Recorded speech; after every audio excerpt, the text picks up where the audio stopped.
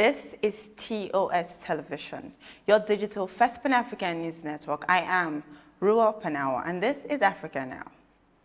For the second time, Ethiopia has postponed her general elections to June 21. Last weekend, Bertukan Mideska, chairperson of the National Election Board of Ethiopia, announced a new delay with the polls was needed because of the logistical obstacles like training electoral staff and printing and distributing of ballot papers.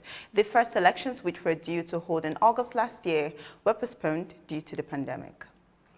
African Union has called for a transparent national dialogue, reconciliation and transition within 18 months between the civilian and military leaders of Chad, following the death of President Idris Deby and subsequent military takeover last month. Mohamed Deby, Idris Deby's son, who is the new head of the military government, has appointed a transitional civilian leadership and promised on April 20 to hold elections within 18 months. The AU warns that it categorically rejects any form of extension of the transition period. John Dramani Mahama, former Ghanaian president, has, in a letter to the chairperson of the African Union Commission, withdrawn his acceptance of the continental body's appointment as its special envoy to Somalia. The AU appointed Mahama as its special representative to Somalia on May 7, but the country rejected his appointment on May 9, citing extensive links to Kenya and doubting the impartiality and competence of the former president. Mahama, stating reasons for his withdrawal, says the high political importance of the proposed assignment requires he enjoys the unalloyed support and cooperation of all political stakeholders. And on security matters, the United States has fully implemented the process to remove Sudan from its list of state-sponsored terrorism. In December last year, the U.S. officially removed the northeastern African country from the list, ending 27 years of sanctions on being on the list after the first attack on the World Trade Center in New York in 1993, when Sudan hosted a number of Islamist militant groups, as well as the Al-Qaeda leader Osama bin Laden. The decision will officially take effect upon publication of the amended U.S. government sanctions regulations on Thursday. In the latest civilian deaths in Mali, a country plagued by years of jihadist insurgency, 16 civilians were killed near Gao in the north when their vehicle hit a mine, according to hospital sources on Thursday. Survivors say the vehicle was on its way to a fair in the village of Intilit. According to UN figures, 76 people were killed and 287 wounded by mines and improvised explosives in Mali last year. Around half of them were civilians. This is your digital first Pan-African news network, TOS Television. You're watching Africa Now. We move to business after the break. Do stay tuned.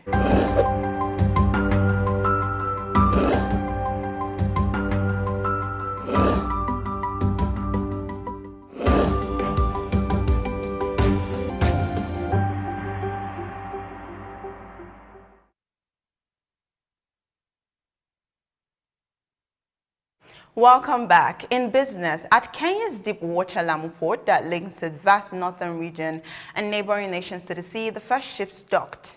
The Indian Ocean Port, which is the country's second deep-water facility and transport corridor, is hoping to attract cargo destined for neighboring landlocked nations and offer transshipment services. The construction of the port began in 2014 and will take several more years to complete. The World Bank on Thursday says it is providing Zambia with the additional funding of $105 million to help with eradicating poverty combined with the effect of the pandemic. Incomes from farming were reduced for over half households, while domestic remittances have fallen since the outbreak, according to the World Bank surveys. Girls' Education and Women's Empowerment and Livelihood GEWEL project, a World Bank-supported project, provided the funds. Diaspora remittance inflows to sub-Saharan African nations were estimated to have declined by 12.5% in 2020. The Global Knowledge Partnership on Migration and Development, NOMAD, says the decline was almost entirely due to a 27.7% decline in remittance flows to Nigeria, which alone accounted for over 40% of remittance flows to the region. Still on remittances, in support of the Naira for Dollar scheme set up by the Central Bank of Nigeria, global cross-border payment company World Remit has assured the bank of its commitment to rewarding customers who receive international money transfers through banks it has partnered with in Nigeria. The Naira for Dollar scheme was launched with intentions to increase diaspora remittances through formal routes in order to improve foreign exchange inflows and boost liquidity.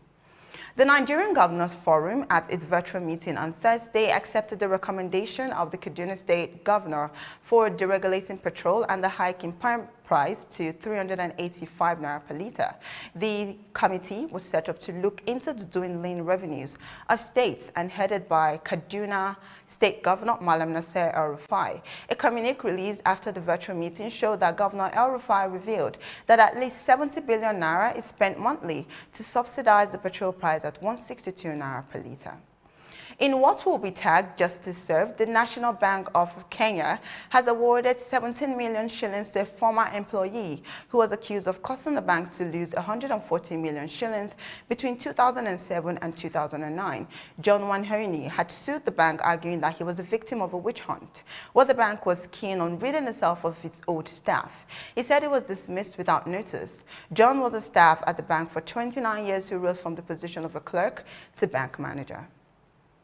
And that is Africa Now. For more updates, do visit our website at www.tostvnetwork.com. Follow us and like our social media handles on Facebook, Twitter, and Instagram. And remember to subscribe on YouTube. Do stay with us and enjoy more programs on TOS Television Network. I am Ruwa Penao. Many thanks for watching.